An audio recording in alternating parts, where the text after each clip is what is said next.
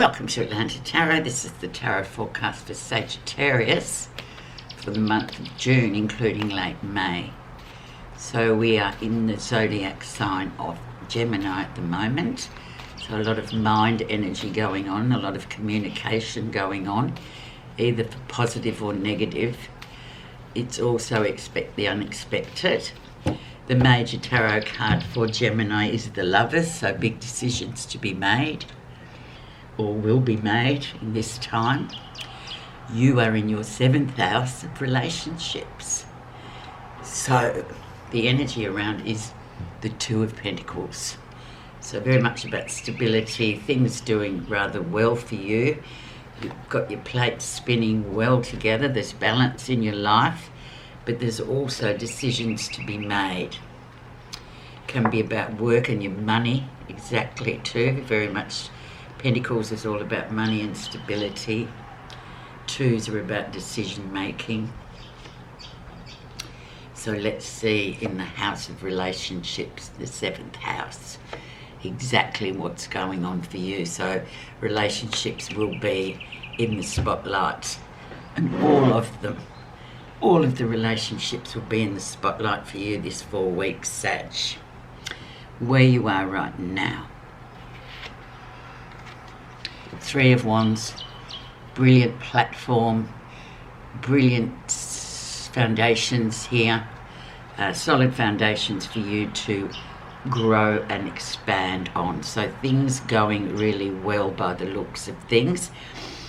Also the 3 of Wands, I always mention this because it always comes to me. It's one of those intuitive moments with the 3 of Wands where it's got something to do with someone from overseas, relationship wise, or somebody that you know have connections with overseas that sort of has a good effect on you relationship wise. But overall it's just about strong foundations that you've created and a lot more growth and expansion to go on. Let's see what has challenged and influenced this to come in and the rest of the reading. The Queen of Cups, intuition personified with her. So the Queen of Cups is indeed a receiver. So she just receives energy, she receives messages. She doesn't really talk much or advise very much, only if she's asked particularly. So it's a nice energy to have for this 4 weeks for you, Sag, because you're very much out there type of people who will just, use that arrow and you will shoot it at whatever you desire and you hope to hit the bullseye. But in this case, it's sort of saying, yeah, but just maybe do something a bit different this time. Just kind of feel the energy coming in, or just feel the situation when there doesn't really need to be words. It's just about receiving. Very interesting card, especially for the Sagittarian type. It's cups, so it's emotions and water. So very interesting. Let's see the background, what's been going on and still holds weight today. Fear for fear's sake. So just making up fearful situations and scenarios in your mind. What if this happens? What if that happens? What if the sky falls in? It's all sort of out of your control, really. But then again, with the 9 of Swords, you have to learn to control your mind, because often we waste so much energy just doing the what ifs. And then the what ifs never eventuate, and then we're left with that horrible feeling of, oh my God, all that energy I wasted on thinking about all dreaming up scenarios that were negative usually, that came to nothing. So it's about mind control as well, and just doing something positive to stop that mind constantly bringing up these scenarios, doing something positive to, overrule the mind energy from going wild, just ridiculous. Not sleeping at night is another one with this. We're just lying awake with the same scenarios playing over and over on repeat, and you just think, oh, will you just stop?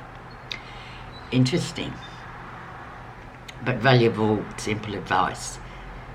Get up and do something to combat this horrible mind going wild business.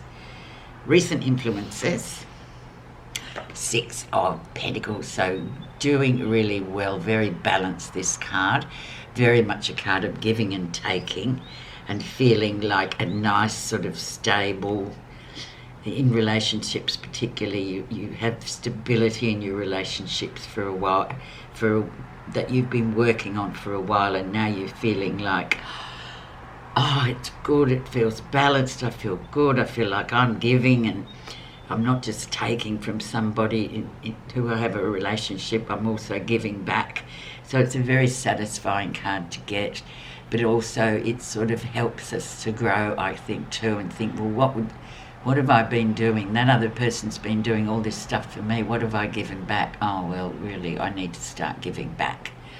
So it's a lovely card. And especially with relationships in the spotlight, this one really kind of brings us back to a point where we go, oh yeah, is this 50-50 or is someone giving more or taking more? Make your mind up. You know how it goes. Okay, the lesson. Oh, the Lovers for Gemini. Big decisions coming your way in terms of the Lovers. Now, this can, not only with relationships, platonic or romantic, it encompasses all that you need to make a decision about, because there's something coming in where you're just going to have to say, oh, okay, where are we going with this? What's happening with this? This is good too, and especially with the 6 of Pentacles sitting here, it's kind of saying, well, you know, giving and taking on equal measure is a really good thing, and that's how to stabilise things. And then we get this big Lovers card coming in saying, well, you need to learn that sort of whole story about relationships, not only romantic, but also for many of you, it will be just platonic relationships, your friends, your mates, your parents, your family. Okay, near future. 8 of Pentacles, beautiful. Another stability card. We've got a lot of stability, Sag. So 8 of Pentacles is something new coming in, you know, doing really well at your workplace, feeling like you're really sort of achieving stuff. 8 is obviously the number for personal power, so you feel like things are going quite well. And often when things are going really well, we can look into how to improve things about our job, or do, you know, sort of improve it even more because you're in a good situation, or you could even want to sort of branch out and do something else later on. But it just gives you the food for thought to say, well, you know, I feel really quite happy with the way I'm working at the moment, but do I need to sort of add value to that somehow through study or something else for my own well-being in terms of, you know, how you see going to work. It's a fact of life. We have to go to work and we have to make it count. There's nothing worse than people saying, oh, I hate work, and I think, well, you know, what else are you going to do? You need to sort of learn to embrace work a bit and make the most of it, isn't it? So beautiful card. Let's see what's happening that you're not realising, particularly in this kind of scenario of relationships. And we get endings coming in, the end of a cycle. So you've travailed this cycle for quite a while now, probably the last 6 months, and we are indeed in the 6th month of the year, halfway through, and there we have a cycle that's come to an end. So I feel like you're feeling quite fulfilled, actually, Sag. You've kind of put in a lot of hard work, and I know even personally for myself, you know, there was a lot of this 9 of Swords and what-ifery going on in you know, this year so far about relationships that I have personally, and now it seems to be like you know, putting yourself out there and really making an effort with friends, etc., family, and now you feel like, oh, okay, we're back on that even keel again. So this card is really poignant to say, well, you have worked hard and achieved the end of a cycle, and now you can start again with another new beginning sooner or later. Let's see how others see us. This will be interesting. Another Gemini card. Expect the unexpected. Young male energy that just comes in out of nowhere, causes the disruption and then goes. And this is how people see you. Very much a mover and shaker. Very much a person that's sort of a surprise package in a way, but they come in charging in. And, you know, Gemini is the opposite to Sagittarius, so often you'll find, you know, maybe have many Geminian friends, because they're very similar but then different as well. So expect the unexpected. Absolutely. Travel as well with this one, but sudden happenings that just go, okay, this is here, what are you going to do about it? Wasn't expecting it, you weren't expecting it, but here it is. You can learn a lot too from the Knight of Swords, because he does come out of nowhere and he does leave us with something lasting, even though he's not around for long. He just sort of, he's a messenger, like all the knights are messengers. Let's now see what you're feeling positive about. The Empress. Abundance. Feeling good to be all this female energy for both male and female and everyone else. This is a wonderful card to get. It's the birth of things, the birth of children, the birth of grandchildren, the birth of new projects. Creativity abounds here with the beautiful Empress. She is the mother of all mothers. She is the boss of all bosses. And yeah, really great card and great energy to have.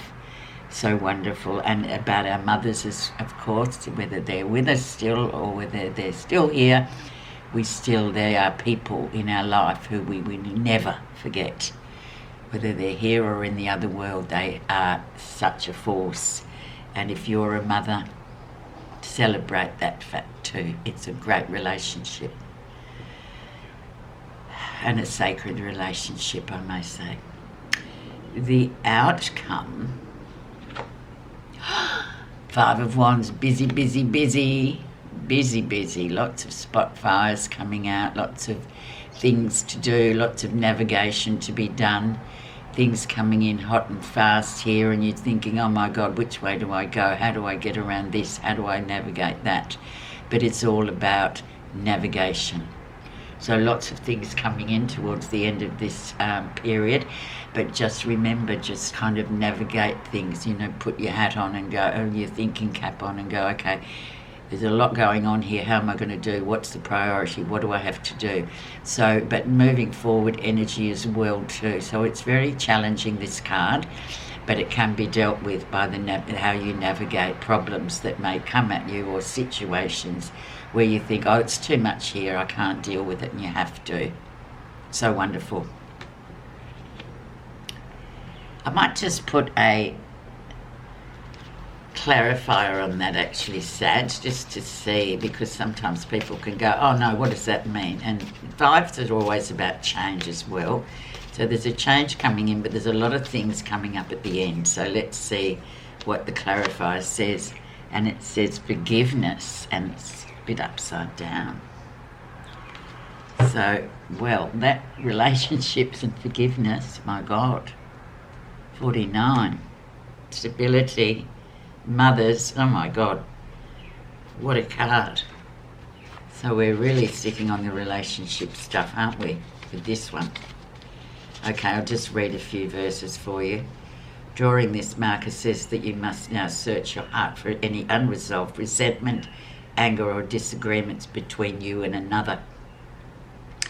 If you're still hurt or angry about another's behaviour, or if there are circumstances in your life that you resent, this is a time when it's crucial to release the negative energy surrounding the situations.